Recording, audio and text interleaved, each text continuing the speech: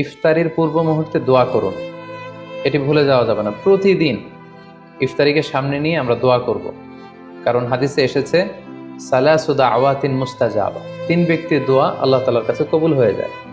এই দোয়া আল্লাহ কখনো ফিরিয়ে দেন না। এর মধ্যে একটা দোয়া হচ্ছে দাওয়াতুস সাইম, রোজাদারের দোয়া আল্লাহ কখনো ফিরিয়ে দেন না। দাওয়াতুস সাইমি মাকবুল, এটা আল্লাহর কাছে কবুল হয়ে যায়।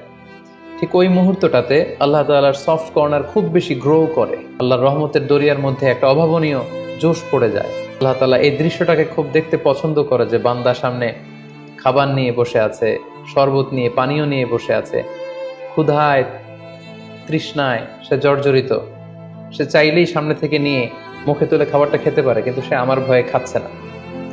তখন আল্লাহ তাআলা এই দৃশ্যটা দেখতে বড্ড পছন্দ করেন। ঠিক এই মুহূর্তে আপনি যখন বুদ্ধি করে আল্লাহ তাআলার কাছে চাইতে শুরু করবেন, কায়মনো বাক্যে চোখের পানি ছেড়ে, আপনি চাইতে দেরি হবে, এই দোয়া আল্লাহ তাআলার কাছে কবুল হতে দেরি হবে।